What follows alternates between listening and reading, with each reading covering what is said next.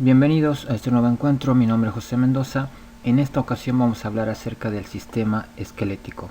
Los huesos son un tipo de tejido conectivo que van a estar compuestos por diversos tipos de tejido que van a funcionar de una manera coordinada. Vamos a tener tejido óseo compacto, esponjoso, cartílago, tejido conectivo denso, epitelio, tejido adiposo y también tejido nervioso. Toda la estructura de los huesos van a constituir lo que es el sistema esquelético. Vamos a empezar hablando acerca de las funciones del hueso y vamos a empezar por la primera, que es la de sostén. El esqueleto va a ser el armazón estructural del cuerpo que va a servir de sostén de los tejidos blandos.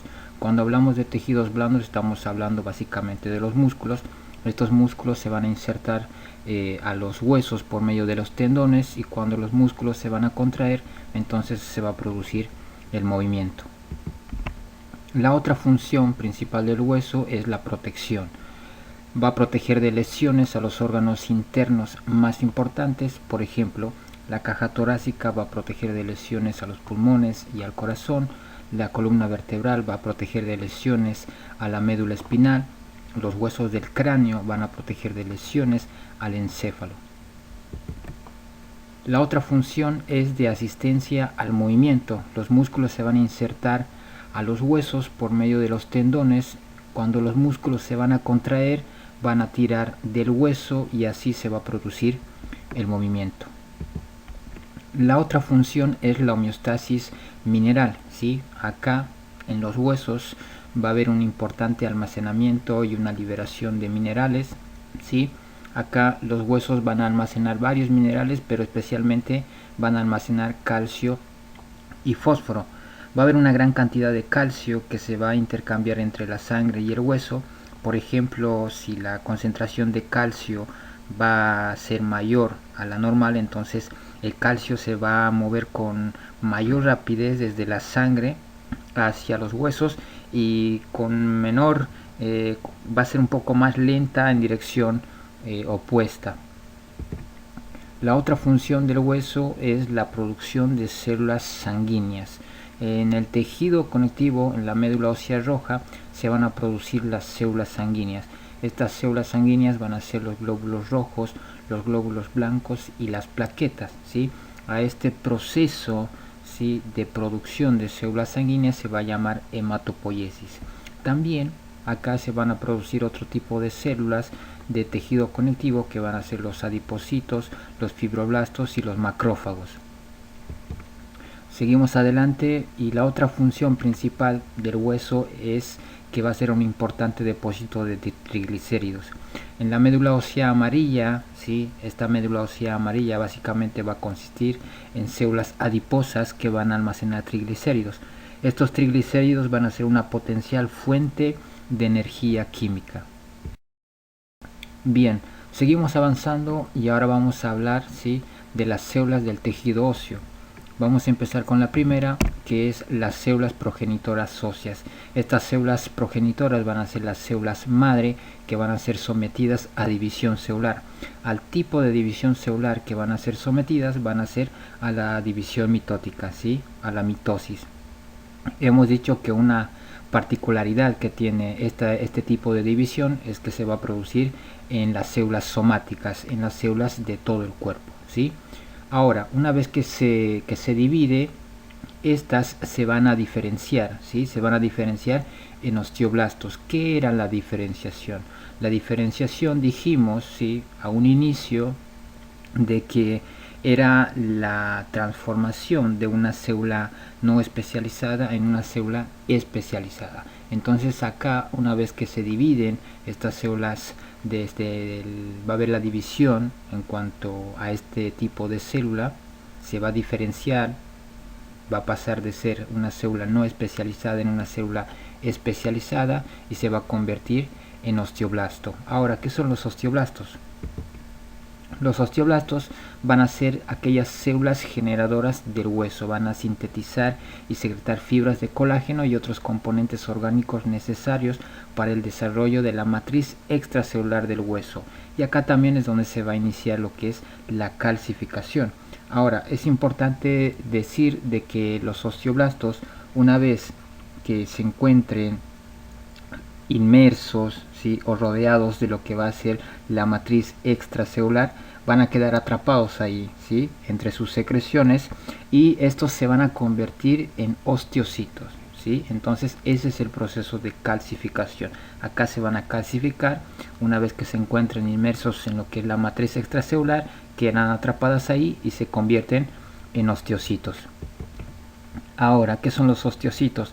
Los osteocitos van a ser las células maduras del hueso, ¿sí? Estas células van a ser las principales del tejido óseo y que van a mantener el metabolismo diario. En otras palabras, van a ser las células que van a estar encargadas del intercambio de nutrientes y de desechos con la sangre.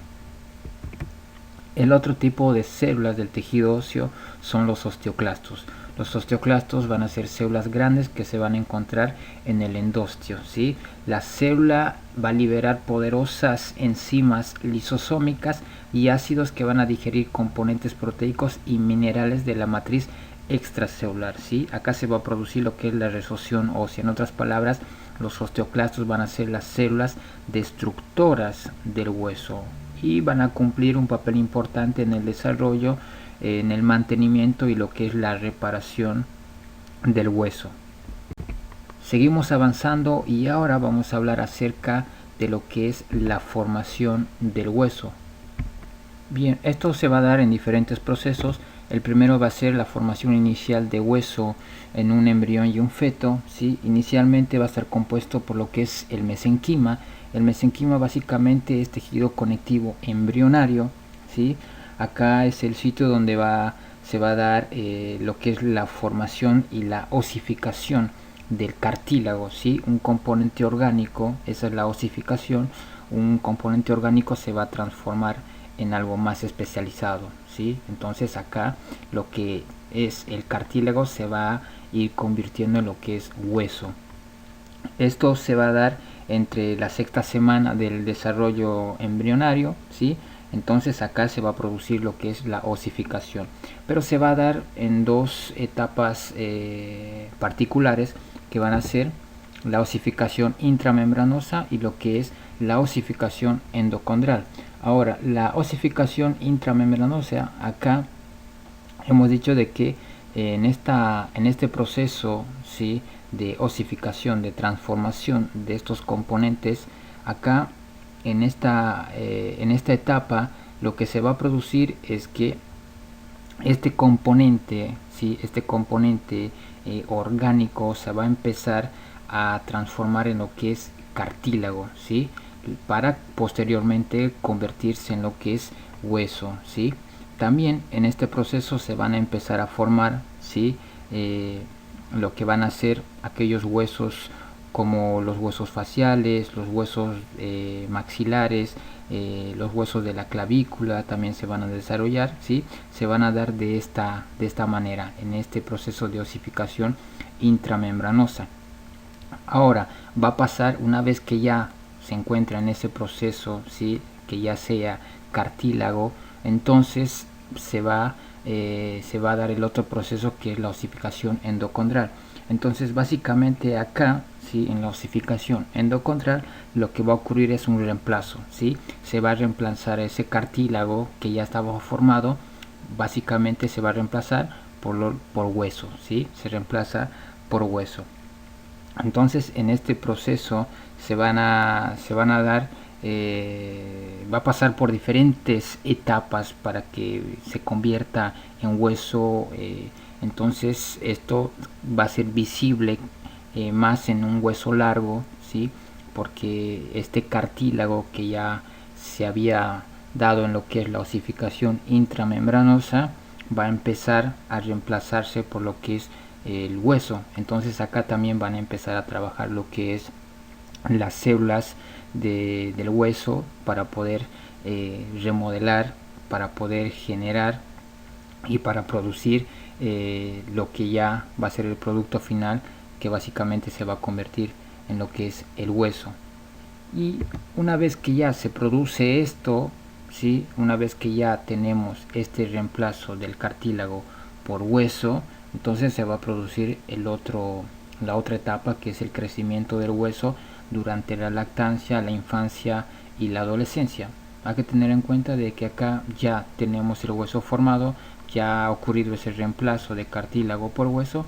Entonces acá lo que se produce básicamente es el crecimiento. Estos huesos ya empiezan a crecer tanto en espesor como en longitud, ¿sí? Es importante de que dentro de los huesos largos nosotros vamos a encontrar partes, ¿sí? Y una de esas partes, entre la epífisis y la diáfisis, va a haber una parte media que va a ser la metáfisis, que enseguida la vamos a ver. Ahí vamos a encontrar lo que se llama la línea epifisiaria, donde se va a encontrar la placa epifisiaria. Ahí va a ser el sitio donde los huesos van a empezar a generar este tipo de cartílago, ¿sí? ¿Para qué? Para que los huesos sigan creciendo. A medida que van creciendo, entonces también se van a ir osificando, también se van a ir convirtiendo en hueso. Y el último proceso es el remodelado óseo. Básicamente, lo que va a ocurrir en este proceso de remodelado óseo es que va a haber un reemplazo, ¿sí? Va a haber un reemplazo de ese hueso viejo por tejido óseo nuevo. Se va a reemplazar el hueso viejo, ¿sí? Por tejido óseo nuevo, ¿sí? Y acá las células que van a trabajar incesantemente para que esto se dé, para que el remodelado óseo se cumpla, van a ser los osteoclastos. Hemos dicho que los osteoclastos son las células que van a liberar enzimas lisosómicas que van a destruir el hueso. Estos huesos que ya están dañados, ¿sí? Los van a digerir, van a cumplir ese importante papel del remodelado óseo, también en la reparación quizás de una fractura. Entonces los osteoclastos van a participar principalmente en este proceso. Bien, ahora vamos a ver vamos a hablar un poquito de la estructura del hueso. Vamos a ver que la estructura de un hueso largo va a estar compuesto por diferentes regiones que quizás le van a dar también un término direccional, y también va a estar compuesto por una estructura específica en lo que refiere a un hueso largo, ¿sí? Vamos a empezar hablando de cada una de estas partes. Como ustedes pueden apreciar en la imagen, se visualizan las partes de la estructura de un hueso largo. Entonces, en la parte superior vamos a tener esa región que se va a llamar epífisis, ¿sí? La parte central, ¿sí? La parte central se va a llamar diáfisis. La parte inferior también va a llevar el nombre de lo que es la epífisis, ¿sí? Dentro de lo que es la diáfisis y la epífisis, en medio de estas nosotros vamos a encontrar la línea epifisiaria, y a esta unión entre la diáfisis y la epífisis la vamos a llamar lo que es la metáfisis, ¿sí? Entonces hemos dicho que la epífisis va a ser la terminación de un hueso largo, tanto en la parte superior y en la parte inferior, y la diáfisis va a ser la parte media, la parte central de un hueso largo, que va a ser llamada como diáfisis, y la unión entre la epífisis y la diáfisis, donde vamos a encontrar la línea epifisiaria, ¿sí? Donde se va a encontrar la placa también epifisiaria, eso se va a llamar la metáfisis, ¿sí? Bien, esto por un lado. Ahora vamos a adentrarnos a lo que es la estructura, cómo está compuesto estructuralmente un hueso. Bien, vamos a ver que vamos a tener el periósteo, ¿sí? El periósteo básicamente va a ser una membrana fibrosa, densa, va a ser una membrana blanca que va a cubrir el hueso largo, ¿sí? Va a cubrir el hueso largo, ¿sí? Dentro del periósteo nosotros vamos a encontrar lo que es el hueso compacto, ¿sí? En el periósteo vamos a encontrar también múltiples vasos sanguíneos que van a enviar ramas hacia el hueso, van a enviar irrigación sanguínea a lo que es el hueso. Bien, hemos dicho entonces que eso va a ser el periósteo. Ahora, dentro del periósteo vamos a encontrar lo que es el hueso compacto. El hueso compacto básicamente que va a ser el hueso duro, que le va a dar un sostén y un soporte a lo que es los huesos, ¿no? Va a ser la parte dura del hueso. Ahora, la otra parte importante es la cavidad. medular, ¿sí? Acá nosotros podemos observar en la imagen, ¿sí? La parte central que va a estar dentro de lo que es la diáfisis, vamos a encontrar la cavidad medular. Entonces la cavidad medular, ¿sí? Va a ser una cavidad tubular que se va a encontrar en lo que es la diáfisis, ¿sí? De los huesos largos. Esta cavidad va a estar rellenada, ¿sí? De lo que es la médula amarilla, ¿sí? Ahí podemos observar la médula amarilla, que va a ser un importante depósito de triglicéridos, ¿sí? Hemos dicho que va a ser una potencial fuente de energía química. Entonces ahí vamos a observar lo que es la médula amarilla, ¿sí? La médula amarilla, ¿sí? Se empieza a formar ya cuando la etapa de crecimiento es mayor a los 2 años, pero antes de los 2 años generalmente recién se está formando lo que es la médula amarilla, porque primero va a ser médula ósea roja, ¿sí?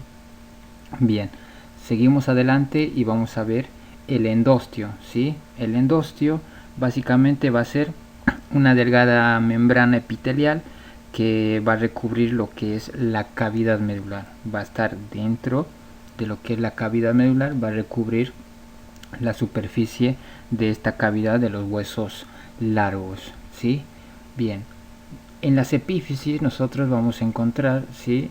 Que esa parte, esa región del hueso largo va a estar compuesto básicamente de lo que es hueso esponjoso, ¿sí? Dentro del hueso esponjoso nosotros vamos a encontrar las cavidades de la médula ósea roja, y acá dentro de estas cavidades de la médula ósea roja es donde se van a producir las células sanguíneas. Y las células sanguíneas hemos dicho que son los glóbulos rojos, los glóbulos blancos y las plaquetas, ¿sí? También se van a producir otro tipo de células de tejido conectivo, ¿sí? A este proceso de producción de células sanguíneas tenían un nombre y se llamaba la hematopoiesis, ¿no? Entonces en esas regiones donde se realiza, donde se forman las células sanguíneas. Bien, y por último tenemos el cartílago articular, ¿sí? El cartílago articular, que va a ser una fina banda de cartílago que va a cubrir la superficie articular de las epífisis. Este cartílago lo que va es amortiguar golpes, va a evitar el friccionamiento cuando se van a unir con otro hueso en cuanto a una articulación. Entonces esta va a ser la estructura de lo que es un hueso largo. Bien, ahora vamos a hablar un poquito también acerca de lo que es la irrigación sanguínea, ¿sí? Ya conocemos las partes en cuanto a la estructura de un hueso largo, entonces ahora vamos a ver cómo estos huesos van a estar irrigados, ¿sí? Entonces van a haber vasos sanguíneos que van a atravesar el hueso desde el periósteo, ¿sí? Ya sabemos qué es el periósteo, entonces van a atravesar el periósteo por medio de arterias periostáticas, ¿sí? Así se van a llamar estas arterias que van a atravesar el periósteo, que también van a estar acompañadas de nervios, ¿sí? Van a entrar en la diáfisis, ¿sí? Por varios conductos perforantes que van a irrigar el periósteo, ¿sí? Van a irrigar el periósteo, pero también van a irrigar la parte externa de lo que es el hueso compacto. Ahora, cerca de la diáfisis, que sería la parte media, acá podemos observar en la imagen, cerca de la diáfisis nosotros vamos a encontrar una arteria, ¿sí? Esta arteria que va a llevar el nombre de arteria nutricia va a pasar a través de un orificio del hueso compacto que se va a denominar orificio nutricio. Entonces va a llevar ese nombre porque va a ser la arteria principal que va a transportar nutrientes y otros componentes que son útiles al hueso. Entonces va a ser atravesado por este orificio, que es el orificio nutricio, hacia la cavidad medular, ¿sí? Una vez que ingresa a la cavidad medular, esta arteria se va a dividir en una rama proximal y una rama distal, como podemos observar ahí en la imagen, ¿sí? Se van a dividir en una rama proximal y una distal. Entonces estas lo que van a hacer, van a irrigar tanto el interior del tejido compacto, pero también van a irrigar lo que es el tejido esponjoso. Y hemos dicho que el tejido esponjoso van a estar en la parte superior e inferior que van a estar ahí en las epífisis, ¿no? Entonces van a irrigar lo que es el tejido esponjoso. Pero también vamos a ver de que no solamente van a ingresar arterias, sino que van a haber también venas que van a ingresar juntamente con esas arterias. Entonces estas venas lo que van a hacer es transportar la sangre, ¿sí?, hacia afuera del hueso. Entonces es importante ver que el hueso va a recibir un importante aporte de sangre, va a haber una importante irrigación sanguínea, no solamente a la parte externa del hueso en cuanto al periósteo y lo que es el hueso compacto, sino también hacia la parte interna de lo que es la cavidad medular. Estas se van a dividir en dos ramas, como dijimos, y van a también irrigar lo que es las epífisis de un hueso largo, ¿sí? Entonces estas también van a cumplir una función específica, y acá también va a haber un intercambio, como es el centro, las epífisis donde se generan lo que son las células sanguíneas. Entonces de acá también van a salir a lo que es a todo el organismo, ¿sí? Acá es donde se van a gestar las células sanguíneas y van a ser distribuidas a todo el organismo, y el medio, el conducto que van a utilizar para ser distribuidas obviamente van a ser estos vasos sanguíneos. Bien, ahora vamos a hablar de una breve diferencia en lo que es el hueso compacto y el hueso esponjoso. Vamos a empezar hablando acerca del hueso compacto, ¿sí? Vamos a apreciar la imagen, ¿sí? Y vamos a enfocarnos en las partes y en cómo está estructurada esta imagen. Y entonces básicamente el hueso compacto va a estar compuesto por unidades estructurales. Estas unidades estructurales van a ser llamadas lo que son las osteonas o los sistemas de Haber. Acá nosotros podemos observar en la imagen los sistemas de Haber. Esas van a ser sus unidades estructurales, ¿sí? Cada osteona o sistema de Haber, ¿sí?, va a consistir en láminas, ¿sí? Estas láminas van a estar alrededor del conducto central. Nosotros ahí podemos ver que hay una parte central, van a estar alrededor de ese conducto central, que van a ser similar a anillos del crecimiento de un árbol, ¿sí? Estas láminas concéntricas, ¿sí?, van a ser tipo placas circulares de matriz extracelular, que van a estar mineralizadas también, que van a estar rodeadas también, van a rodear lo que son vasos sanguíneos y también nervios, que van a estar ubicados en el conducto central. Acá dentro de estas láminas, ¿sí?, hemos dicho de que estas láminas básicamente en estos espacios van a haber pequeñas lagunas, ¿sí?, donde se van a encontrar osteocitos. Hemos dicho que los osteocitos van a ser las células maduras, ¿no? Entonces estas lagunas que van a contener los osteocitos, ¿sí?, lo que van a hacer es estar conectados a pequeños conductos, y estos pequeños conductos van a estar llenos de lo que son líquido extracelular, ¿sí? Ahora, el tejido óseo compacto va a tener mayor espesor en las partes del hueso donde se va a aplicar fuerza en varias direcciones, ¿sí? Entonces el tejido óseo compacto va a tener esa característica estructural básicamente, ¿sí?, y va a ser la parte externa del tejido óseo. Por otro lado vamos a tener el tejido esponjoso. El tejido esponjoso básicamente no va a contener osteonas, al igual que el tejido compacto, ¿sí?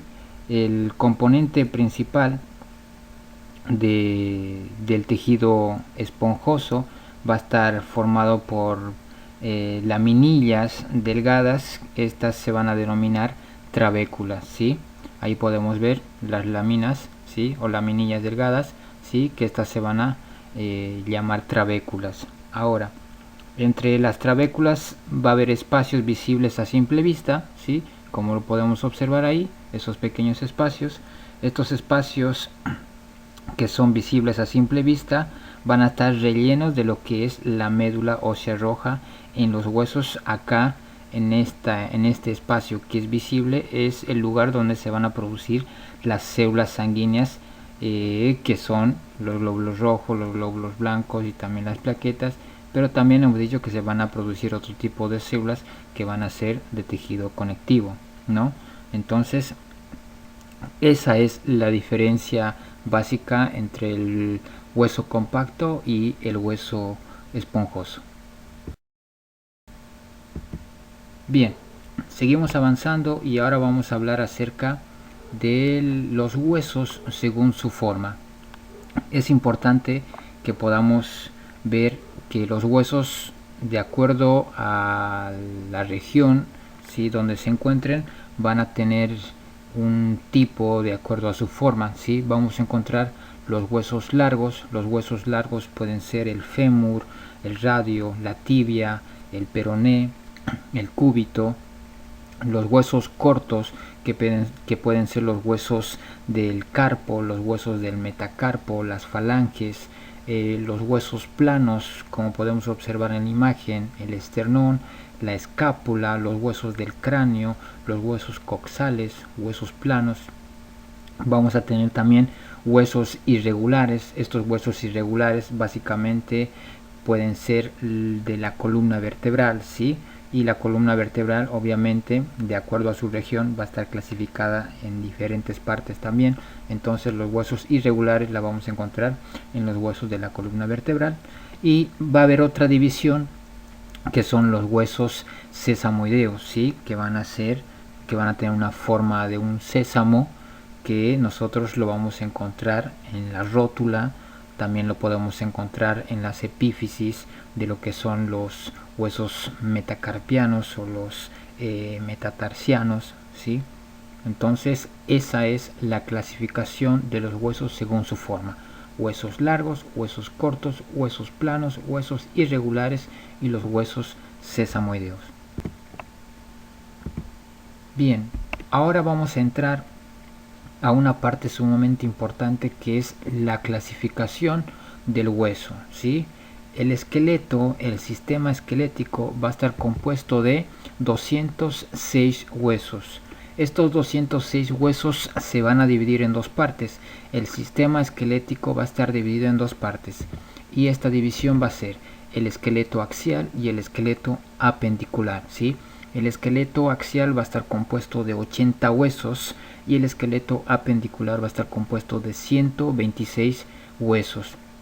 Dentro del esqueleto axial nosotros vamos a encontrar los huesos del cráneo y los huesos de la cara. En total van a ser 22 huesos. Los huesos de la columna vertebral, que van a ser 26 huesos. Los huesecillos del oído, ¿sí?, que vamos a tener 3 de cada lado, van a ser 6 huesos. Y los huesos de la caja torácica, que van a ser 24, sumando el esternón van a ser 25. Y el hueso hioides, ¿sí?, que va a estar unido por diferentes tejidos. Este hueso hioides va a cumplir una importante y un aspecto importante en lo que es el sostén de la lengua, ¿sí? Entonces esta es la conformación del esqueleto axial, ¿sí? El esqueleto axial entonces está formado por los huesos del cráneo, de la cara, de la columna vertebral, los huesecillos del oído, la caja torácica y el hueso hioides.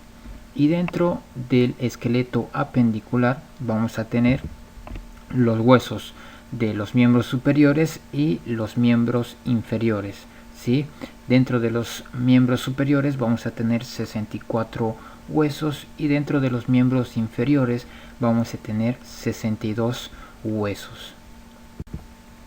Vamos a empezar hablando acerca del esqueleto axial, ¿sí? El esqueleto axial hemos dicho que va a estar compuesto por el cráneo. Primero vamos a hablar acerca del cráneo, ¿sí?, de los huesos del cráneo. Lo que nos interesa saber acerca de esta primera división del esqueleto axial, ¿sí?, es conocer dónde se ubican sus partes, básicamente. Entonces vamos a tener el cráneo, ¿sí?, el cráneo que va a estar compuesto por 8 huesos. Vamos a tener el hueso frontal, los huesos parietales, los temporales, el occipital, el etmoides, que va a estar ubicado detrás de la frente y detrás de la nariz, y el esfenoides, que va a ser detrás del etmoides, ¿sí? Para una visualización más gráfica y que podamos encontrar la ubicación de cada una de estas partes de los huesos, tenemos acá entonces la ubicación, ¿sí?, de cada una de estas regiones de los huesos. Entonces hemos dicho que tenemos 8 huesos dentro del cráneo: el etmoides, el esfenoides, el frontal, el parietal, el temporal y el occipital. De esta manera gráfica se nos va a hacer mucho más fácil poder incorporarlo. Seguimos avanzando y ahora vamos a ver los huesos de la cara, ¿sí? Los huesos de la cara hemos dicho que van a tener 14 huesos, ¿sí? Y estos van a estar compuestos de los maxilares superiores, de los huesos malares o cigomático, ¿sí?, los huesos nasales, el unguis o el lacrimal, los cornetes inferiores, el vómer, el maxilar inferior y el palatino, ¿sí? Entonces, para que nuestra visualización sea un poco más gráfica y que podamos ubicar cada uno de estos huesos de acuerdo a su región, acá podemos apreciar en esta imagen que tenemos cada uno de estos huesos que ya hemos sido mencionado, ¿sí?, los huesos de la cara. Entonces tenemos el hueso lacrimal, el cornete nasal inferior, el maxilar superior, la mandíbula o maxilar inferior, el vómer, el cigomático, el palatino y el hueso nasal. Seguimos avanzando y ahora vamos a hablar acerca de los huesos del tronco. El tronco básicamente se va a dividir en lo que es la columna vertebral, las costillas y el esternón. Vamos a empezar hablando acerca de las costillas. Las costillas van a ser 24 huesos alargados, arqueados y que van a estar distribuidos 12 de cada lado, ¿sí? Entonces también va a tener una división extra y esta división va a ser la siguiente. Vamos a tener 7 pares que van a ser consideradas costillas verdaderas. Vamos a tener 3 pares que van a ser consideradas costillas falsas y vamos a tener 2 pares que van a ser consideradas como flotantes. Acá vamos a apreciar mejor y vamos a ir ubicando las regiones y esta división. Acá tenemos la caja torácica, hemos dicho que va a estar compuesta por el esternón y lo que son las costillas, que van a ser 12 pares, en total van a ser 24 y contando el esternón van a ser 25. Entonces vamos a tener las costillas verdaderas, que dijimos que van a ser 7, ¿sí?, 7 de cada lado. Vamos a tener 3 costillas falsas, que van a ser 3 de cada lado, ¿sí? Es importante en este punto de las costillas falsas, van a ser nombradas de esta manera porque no van a tener una unión independiente al esternón, sino que van a utilizar la última unión de la costilla verdadera para poder adherirse a ella y así poder adherirse también a lo que es el esternón. Por eso es considerada costillas falsas. Y por último tenemos las costillas flotantes, que van a ser 2 de cada lado, ¿sí?, que estas no van a estar unidas a lo que es el esternón. Ahora, por otro lado vamos a tener el esternón, que va a ser la parte central de lo que es la caja torácica. Es importante poder conocer las partes del esternón y entonces vamos a tener en la parte superior lo que es la cabeza del esternón o el manubrio, la parte central que es el cuerpo esternal, ¿sí?, y la punta que sobresale se va a llamar la apófisis sifoides. Es importante que podamos memorizar estas partes del esternón que nos van a servir también en la práctica clínica. Bien, seguimos adelante. Es importante, antes de continuar, hacer un breve paréntesis en esta parte, porque vamos a ver que las costillas no van a ser básicamente hueso que va a estar unido a lo que es el esternón, sino que vamos a encontrar otra unión, ¿sí?, que va a llegar al esternón, que van a ser cartílago. Este cartílago va a ser de tipo hialino, que va a estar unido a lo que es las costillas, a los huesos coxales de las costillas, perdón. Entonces básicamente este tipo de cartílago, que es de tipo hialino, va a ayudar a lo que es el descenso y el ascenso de lo que es la caja torácica, también va a ayudar en lo que es la respiración, ¿sí? Otro papel importante que va a cumplir es que también van a proteger los órganos nobles como el corazón, los pulmones. Imagínense de que pueda haber un traumatismo en esa parte, ¿sí? Y si fuera básicamente de hueso, ¿sí? Como hueso se quiebra, entonces directamente ese traumatismo lesionaría los órganos internos como el corazón y los pulmones. Pero en este caso, ¿sí? En este caso, este cartílago lo que va a hacer es amortiguar también ese golpe, ¿sí? Entonces es importante poder hacer ese paréntesis y poder abarcar ese detalle.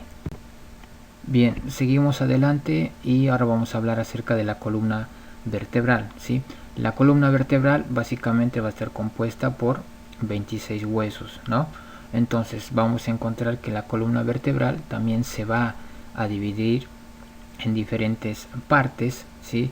Estas partes van a tener diferentes nombres que ahora la vamos a nombrar. Entonces vamos a tener la parte cervical, ¿sí? Que va a estar formado por 7 vértebras. Tenemos la parte dorsal, o también va a ser llamada como la parte en donde nosotros vamos a encontrar los huesos torácicos, ¿sí? También lo vamos a encontrar de esa manera, ¿sí? Dorsal o torácico, que va a estar formado por 12 vértebras.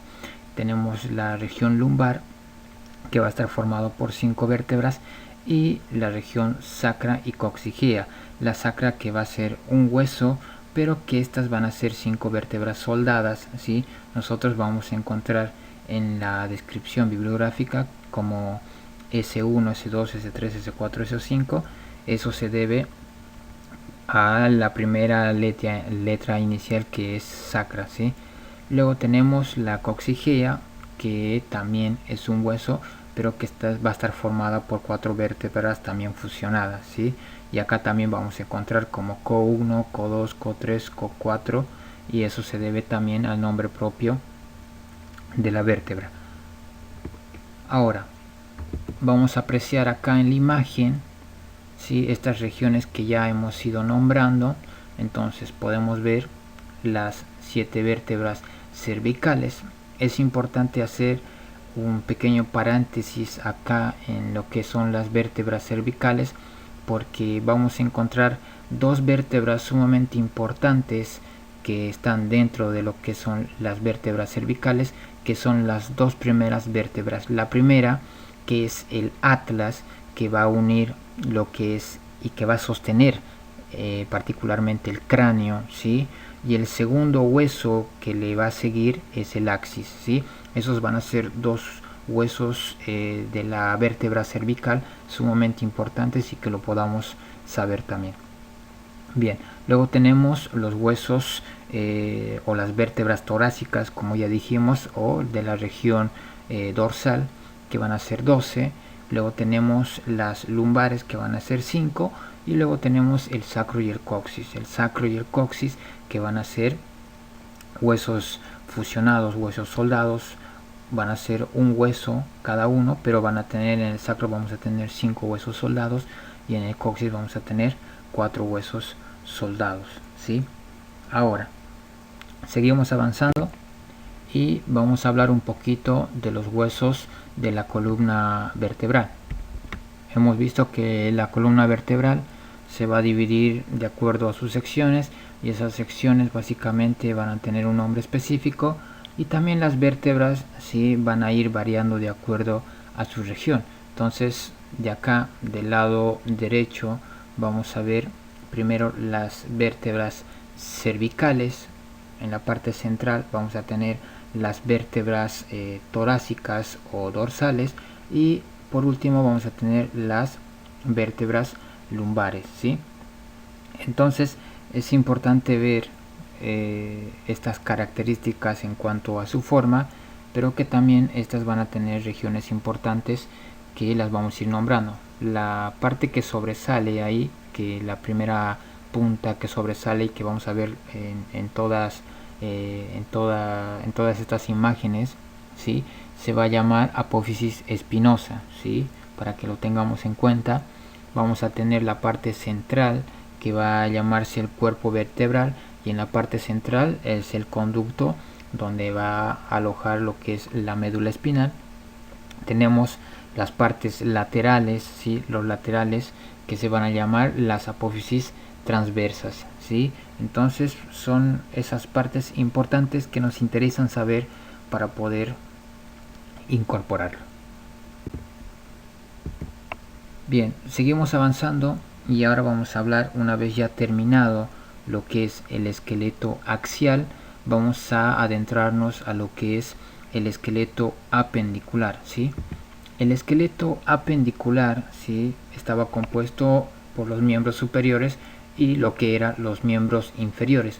Vamos a empezar hablando acerca de los miembros superiores, y los miembros superiores, ¿sí?, va a estar compuesto por la cintura escapular, ¿sí? Dentro de los miembros superiores vamos a encontrar la cintura escapular. La cintura escapular básicamente va a estar compuesto de dos huesos principales, que van a ser la escápula y la clavícula. Vamos a también tener el húmero, ¿sí?, que va a ser el otro hueso importante de los miembros superiores. Vamos a tener el radio, el cúbito. Vamos a tener los huesos del carpo, que van a ser 8, y estos se van a dividir en una hilera superior y en una hilera inferior, ¿sí? Vamos a tener el escafoides, el semilunar, el piramidal, el pisiforme, el trapecio, el trapezoide, el grande y el ganchoso, ¿sí? Y luego después vamos a tener los huesos del metacarpo, que van a ser 5, y las falanges, que van a ser 14. Entonces vamos a tener la falange, la falangina y la falangeta. Quizás en otras bibliografías nosotros vamos a encontrar como falanges proximales, falanges mediales y falanges distales, ¿sí? Es lo mismo. Bien, ahora vamos a hablar acerca de lo que es los miembros superiores. Vamos a empezar a ubicar las partes, ¿sí?, para poder reconocer cada una de estas partes que ya hemos venido nombrando. Entonces acá en la imagen podemos apreciar que tenemos ya ubicadas las partes. Por un lado tenemos la clavícula y la escápula, que pertenecían a lo que era la cintura escapular, pero que estaban dentro de esta división del esqueleto apendicular. Entonces tenemos la clavícula y la escápula. Dentro de la escápula nosotros vamos a ver una escotadura, ¿sí?, que se va a unir a lo que es la clavícula. Nos interesa saber el nombre de esa unión, que va a ser el acromión, ¿sí? Es importante que podamos saberlo, ¿sí? Va a ser el acromión. Bien. La otra parte es un tipo de hueso largo también, que es el húmero, ¿sí? El húmero, luego después vamos a tener el cúbito, el radio, ¿sí?, y después vamos a tener los huesos del carpo, que ahora vamos a entrar en ese detalle, los huesos del metacarpo y las falanges. Nos adentramos directamente entonces ahora en los huesos del carpo, ¿sí? Entonces vamos a ver que los huesos del carpo, ¿sí?, en esta región vamos a ver pequeños huesos que van a estar unidos entre sí y que van a cumplir también funciones específicas en cuanto a los movimientos, ¿sí? Entonces vamos a ver de acá por debajo de lo que es el hueso del radio, vamos a encontrar a la semilunar, a los escafoides, al trapecio, al trapezoide. Vamos a ver el grande, el ganchoso, el pisiforme y el piramidal, ¿sí? Es importante que podamos saber estos huesos, ¿sí? Es importante que lo podamos incorporar, y de esta manera gráfica ya más o menos sabemos dónde es su ubicación y cómo se llaman. Y por otro lado tenemos lo que son los huesos del metacarpo, ¿sí?, que son 5, y lo que dijimos, las falanges proximales, ¿sí?, las falanges mediales y las falanges distales, o las falanges, las falanginas y las falangetas, ¿sí? Bien, ahora vamos a hablar acerca del miembro inferior, ¿sí? Del miembro inferior, que es importante que podamos hacer mención también de esto, que también va a estar dentro de esta división de lo que es el esqueleto apendicular. Entonces, los miembros inferiores dentro de este van a estar lo que es la cintura pélvica. Los huesos de la cintura pélvica básicamente van a ser los huesos coxales, ¿sí? Luego después vamos a tener el fémur, el hueso más largo del sistema esquelético.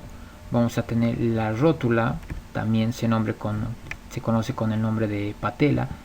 Vamos a tener la tibia, el peroné, y vamos a tener también el tarso, ¿sí? Los huesos del tarso, que también lo vamos a ir nombrando.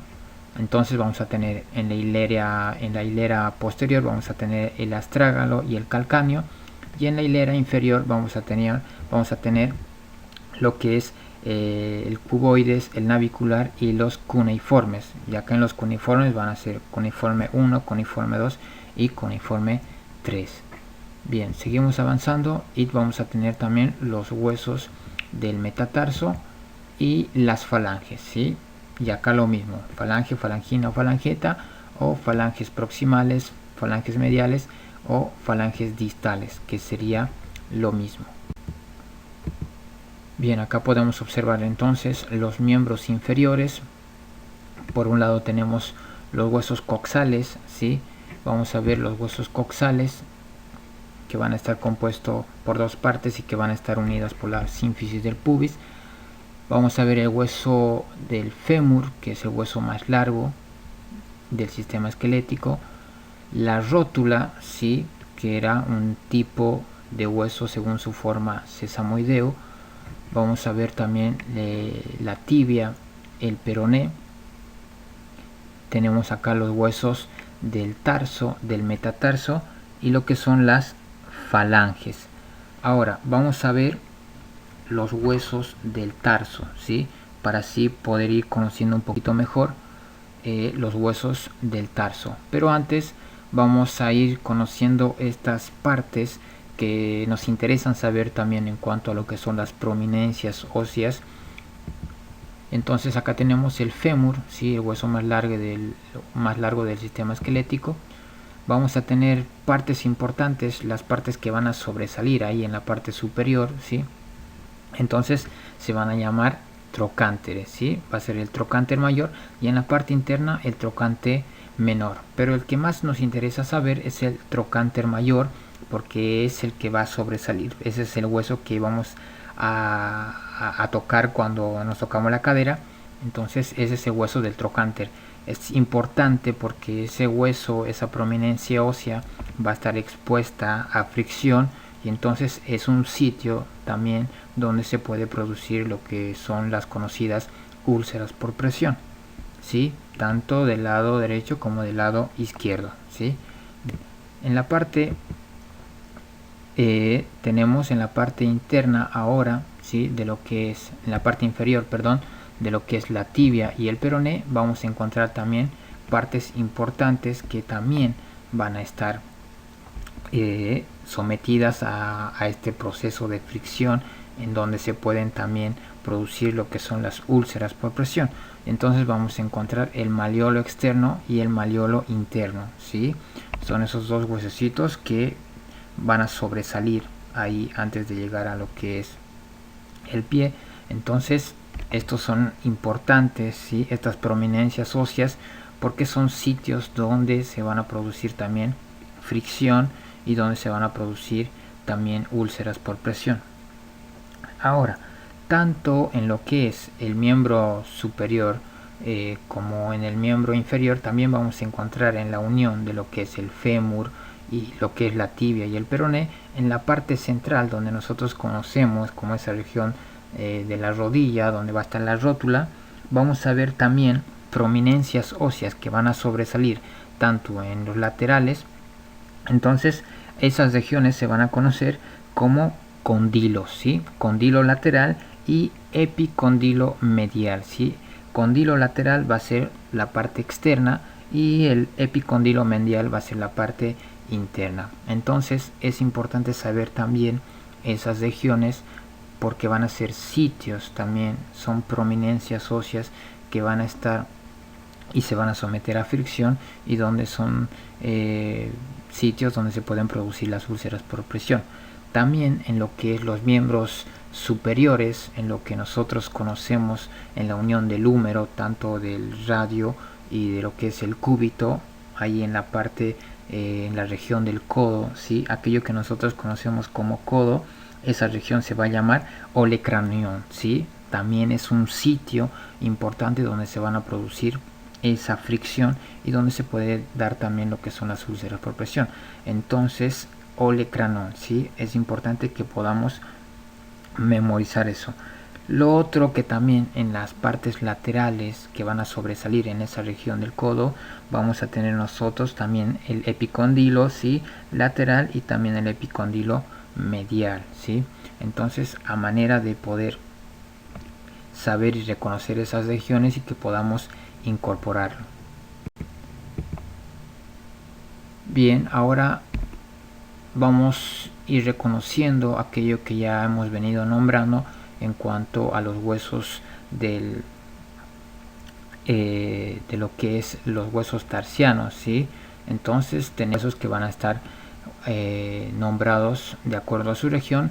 Vamos a encontrar el hueso calcáneo, vamos a encontrar el astrágalo, tenemos el escafoide, o también conocido como navicular, vamos a tener por este lado el cuboides, y tenemos acá los cuneiformes, ¿sí? Los cuneiformes que van a ser cuneiforme 1, cuneiforme 2 y cuneiforme 3. Y por otro lado tenemos los metatarsianos, que van a ser 5, y luego después tenemos lo que son las falanges. Las falanges que van a ser, como hemos dicho, proximales, mediales y distales, o si no, falange, falangina o falangeta, que sería lo mismo. Entonces, estos serían los huesos tarsianos y metatarsianos de los miembros inferiores. Bien, seguimos adelante y vamos a hablar un poquito de lo que es los huesos coxales, para poder ir reconociendo estas partes importantes que nos interesa saber. ¿Sí? Acá tenemos el hueso coxal o el hueso ilíaco, ¿sí? Que van a tener partes importantes que nos interesan saber. Acá vamos a tener el ilion, ¿sí? O también conocida como cresta ilíaca, ¿sí? Vamos a tener de este lado el esquión, ¿sí? El esquión también va a ser una prominencia ósea, ¿sí? Ahí que va a sobresalir en la parte glútea, y que también va a estar sometida a fricción, y que también son sitios donde se pueden producir úlceras por presión. Estas úlceras por presión obviamente se van a dar cuando se van a ejercer presión en ese sitio, ¿no? Por otro lado tenemos lo que es la pubis, y después que van a estar unidas a lo que es la sínfisis del pubis, ¿no? Bien, seguimos, y acá tenemos también el acetábulo, ¿sí? El acetábulo que se va a unir juntamente con lo que es la cabeza del fémur, ¿sí? Que va a ingresar a esa parte. Tenemos el agujero obturador. Bien, ahora vamos a empezar a hablar un poquito de estos huesos coxales de la pelvis, tanto femenina como masculina, para poder hacer una breve diferencia en cada uno de estos. Entonces empezamos primero con lo que es la pelvis femenina. Vamos a ver que la pelvis femenina va a ser un poco más liviana y va a ser delgada, ¿sí? El ancho, y vamos a ver de que va a ser un poco más ovalada, y en la parte central vamos a ver que va a ser un poco más ovalada, ¿sí? Vamos a ver de que el arco púbico, ¿sí? El arco púbico va a ser mayor a 90 grados, va a ser mucho más amplio de lo que es la pelvis masculina, ¿sí? Entonces es importante ver de que estas diferencias se van a deber básicamente a aspectos reproductivos, ¿no? Este arco púbico básicamente se va a ir ensanchando. Lo que es la unión, la sínfisis del pubis, se va a ir abriendo en el proceso de la gestación, ya en el proceso cuando la madre gestante empiece a dar la luz. Entonces el arco púbico se empiece a abrir, y la sínfisis del pubis también empiece a extenderse, ¿no? Entonces estas van a ser diferencias básicas. tenemos por otro lado lo que es la pelvis masculina. La pelvis masculina va a ser más pesada, va a ser mucho más gruesa, ¿sí? El ancho, la parte media va a ser mucho más angosto, ¿sí? Vamos a ver de que va a tener como una forma de corazón, ¿sí? El arco púbico va a ser menor a 90 grados, ¿sí? Obviamente, como dijimos, esto se va a deber también a situaciones reproductivas, ¿sí? Entonces, esta es una breve comparación de lo que sería la pelvis femenina y lo que es la pelvis masculina. Bien, ahora vamos a hablar, ¿sí?, de este punto sumamente importante, que es la reparación de las fracturas óseas, que van a tener un proceso importante, ¿sí?, y que las células del tejido óseo también van a actuar en este proceso de reparación. Entonces vamos a empezar definiendo cada una de estas y hablando un poquito de cada uno de estos procesos. Bien, acá tenemos la primera etapa, que es la formación del hematoma. Básicamente esta va a ser una fase inicial inflamatoria donde los vasos sanguíneos se van a cruzar en la línea de fractura, porque estos se van a romper si ya va a haber una lesión en los huesos. Entonces va a haber una pérdida de sangre, ¿sí? Al haber una pérdida de sangre, estos se van a concentrar, va a haber una concentración, una cantidad concentrada de sangre que básicamente se va a empezar a coagular, ¿sí? Entonces esta sangre coagulada se va a llamar lo que es el hematoma de la fractura, ¿sí?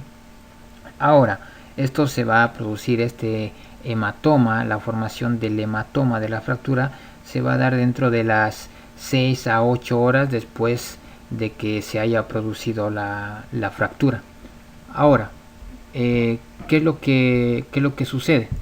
Básicamente acá va a haber una muerte celular, las células cercanas van a morir, se va a producir una inflamación, ¿sí?, como consecuencia de una acumulación de las células muertas, ¿sí? También acá van a empezar a actuar lo que son los macrófagos y los neutrófilos, ¿sí?, y también lo que son los osteoclastos. Van a empezar a eliminar el tejido que está lesionado, el hueso, básicamente el tejido óseo que está lesionado, lo van a empezar a eliminar, ¿sí? Entonces, una vez que empiezan con ese trabajo, ¿sí?, de eliminación de este tejido lesionado, ¿sí?, entonces se va a producir el hematoma de la fractura. Esto puede durar obviamente 1, 2, 3 semanas, ¿sí? Puede durar varias semanas. Luego pasamos al siguiente paso, que es la formación del callo de la fractura. Entonces, en este proceso, ¿sí?, se va a caracterizar básicamente por dos eventos, ¿sí? Estos dos eventos van a ser la formación del callo de la fractura, que básicamente va a actuar de la siguiente manera. Entonces, ¿qué va a pasar acá? Vamos a ver de que el callo fibrocartilaginoso va a formar, va a estar formado en los extremos del hueso, ¿sí? Entonces van a crecer nuevos vasos sanguíneos una vez de que ya los osteoclastos han empezado a remover aquellas partes que ya no eran buenas. Entonces acá nuevamente se va a ir produciendo nuevos vasos sanguíneos, ¿sí? Vamos a ver de que los fagocitos van a empezar a eliminar estas células muertas, ¿sí? Los fibroblastos también del periósteo van a invadir el sitio de la fractura y van a producir lo que son las fibras de colágeno, ¿sí? Estos procesos van a conducir al desarrollo de lo que es el callo fibrocartilaginoso, ¿sí? Entonces acá ya se produce este callo fibrocartilaginoso. Y entonces acá va a empezar el proceso de reparación. Se va a empezar a reparar lo que es el hueso de a poco. La segunda fase, que es ya la formación del callo óseo. Entonces las células osteoprogenitoras y las células madre que estas se van a someter a división celular. Estas van a empezar a desarrollar, como hemos dicho, se van a empezar a diferenciar y van a empezar a desarrollar osteoblastos, ¿sí? Estos osteoblastos van a empezar a producir lo que son las trabéculas, ¿sí? Para nuevamente formar lo que es el hueso. Empiezan a formar las trabéculas del tejido esponjoso, van a empezar a formar partes vivas y muertas de fragmentos de huesos originales, ¿sí? Entonces el fibrocartílago se va a convertir en hueso esponjoso. Ya estamos en la primera parte de reparación y entonces ya el callo se va a empezar a denominar callo óseo, ¿sí? Esto puede durar de 3 a 4 meses dependiendo del tipo de fractura también. Bien, y por último tenemos lo que es la remodelación, ¿sí? O la fase del remodelado. Acá lo que va a suceder es que los osteoclastos van a reabsorber, ¿sí? Todos esos fragmentos del hueso fracturado, ¿sí? Y entonces lo van a ir reemplazando por hueso compacto, ¿sí? Lo van a ir reemplazando. Esta área va a estar engrosada en la superficie del hueso, que básicamente esto se va a poder ver mediante una placa. Entonces estos van a ser los procesos, ¿sí? De reparación de una fractura ósea. Vamos a tener la formación del hematoma, ¿sí? Porque va a haber una ruptura de los vasos sanguíneos. A consecuencia de eso se va a formar lo que es un hematoma, ¿sí? Va a haber una coagulación de esa sangre. Posteriormente va a pasar a lo que es la formación del callo de la fractura, ¿sí? Luego después va a empezar la osificación del callo de la fractura, va a ocurrir el reemplazo, ¿sí? Y luego después va a ocurrir el siguiente proceso y último, que es la de remodelación. Acá los osteoclastos van a tener mucho que ver porque van a empezar a trabajar en este proceso de remodelado, ya afinando las últimas partes con sus enzimas lisosómicas que van a empezar a digerir aquellos tejidos que ya no son útiles y entonces van a empezar a remodelar el